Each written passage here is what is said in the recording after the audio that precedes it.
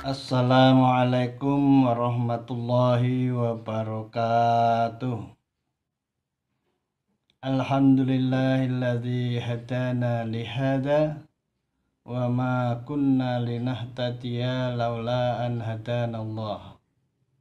Asyhadu an la ilaha illallah wahdahu la syarikalah wa asyhadu anna Muhammadan abduhu wa rasuluhu la nabiyya ba'dah. Wassalatu wassalamu ala asrafil anbiya'i wal mursalin wa ala alihi wa ashabihi ajma'in amma ba'd. Wa qala Allah ta'ala fi kitabihil karim, a'udzu billahi minasyaitonir rajim. Bismillahirrahmanirrahim. Wasta'inu bis sabri was shalah wa innaha lakabiratun illa 'alal khashi'in. Al-ayat. Shadaqallahul adzim.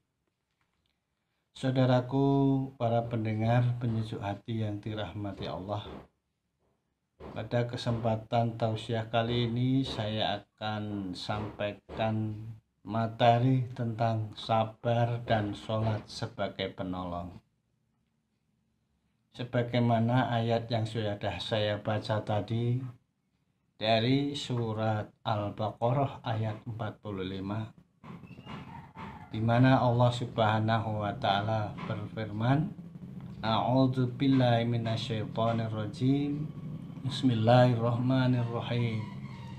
Wasta'inu bis sabri was shalah wa innaha lakabiratun illa 'alal khashi'in. Yang artinya, mohonlah pertolongan kepada Allah dengan sabar dan sholat.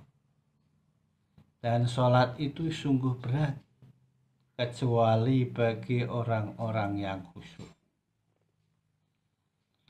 Para pendengar yang dirahmati Allah, dari ayat ini kita bisa mengambil satu penjelasan bahwa Allah memberikan bimbingan kepada manusia itu adalah untuk menjadi manusia yang baik, menuju jalan yang paling baik, yaitu supaya mereka memohon pertolongan kepada Allah dengan penuh kesabaran dan juga sholat.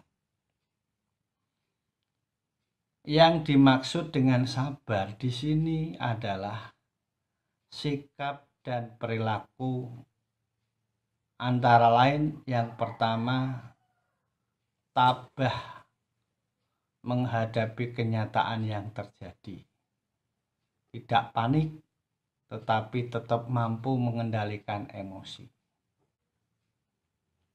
Yang kedua, sabar itu bisa berarti tenang menerima kenyataan dan memikirkan mengapa hal itu terjadi, apa sebabnya, dan bagaimana cara mengatasinya dengan sebaik-baiknya.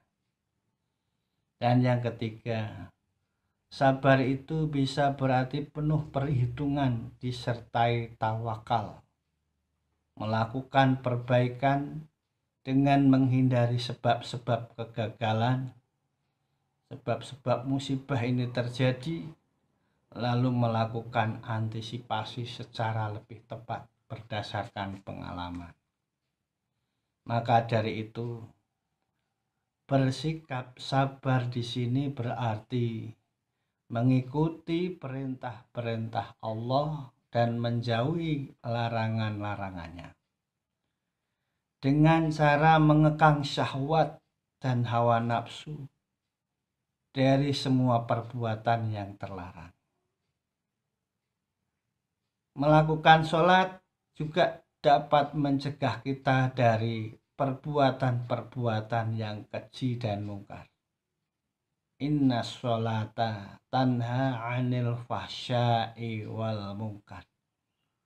Sesungguhnya sholat itu dapat mencegah dari perbuatan keji dan mungkar. Sehingga dengan sholat yang benar, insya Allah akan terhalang kita dari melakukan perbuatan-perbuatan yang jelek, baik yang diketahui oleh orang lain maupun yang tidak.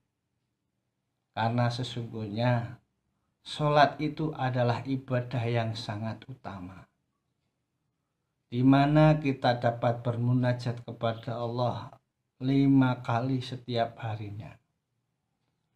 Rasulullah SAW bahkan setiap kali menghadapi persoalan berat, apalagi persoalan yang sekarang sedang menimpa kita, mewabahnya coronavirus 19 ini, dan tidak diketahui sampai kapan akhirnya, maka sholat ini menjadi sarana yang paling baik. Ya, sholat, doa, dan zikir ini sarana yang paling baik untuk menenangkan jiwa kita, sekaligus memohon agar musibah ini segera berakhir. Para pendengar yang dirahmati Allah, memang melakukan sholat itu dirasakan berat dan sukar. Secara umum begitu. Kecuali oleh orang-orang yang khusyuk, yaitu orang yang benar-benar beriman dan taat kepada Allah, yang melakukan perintah-perintahnya dengan ikhlas karena mengharap ridhonya, yang memelihara diri dari ancaman Allah, dari azab. Maka bagi orang yang khusyuk melaksanakan sholat, maka itu tidak akan berat baginya. Sebab pada saat-saat tersebut mereka tekun dan tenggelam dalam munajat kepada Allah, sehingga mereka tidak lagi merasakan dan mengingat sesuatu yang lain, baik berupa kesukaran maupun penderitaan yang mereka alami.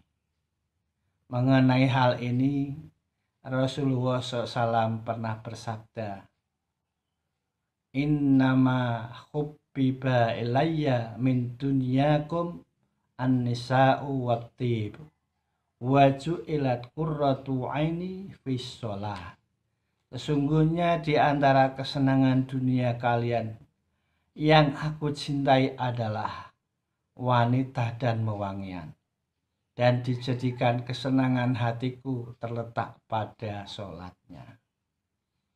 Nah, ini disebabkan karena ketekunannya dalam melakukan sholat, merupakan sesuatu yang sangat menyenangkan bagi beliau.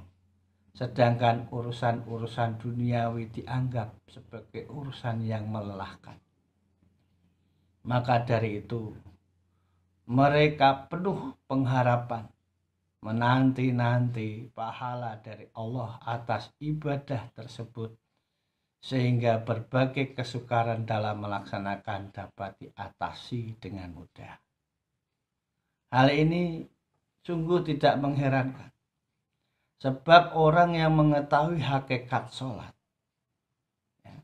dari apa yang ia lakukan selama ini, karena ia sangat membutuhkan Allah, hakikat dari apa yang dicarinya ini akan menjadi terasa ringan untuk mengorbankan apa saja guna mendapatkan apa yang diinginkan. Maka sekali lagi, orang yang yakin bahwa Allah akan memberikan ganti yang lebih besar dari apa yang telah diberikannya, niscaya ia akan merasa ringan untuk memberikan kepada orang lain apa saja yang dimilikinya. Demikian, semoga dengan kesabaran kita, dengan sholat-sholat yang kita lakukan ini, akan menjadikan mudah bagi kita semua untuk menghadapi persoalan ini. Semoga Allah Subhanahu wa Ta'ala segera mengangkat virus corona ini dan membebaskan kita dari wabah ini. Akhirul kalam billahi taufiq wal hidayah. Assalamualaikum warahmatullahi wabarakatuh.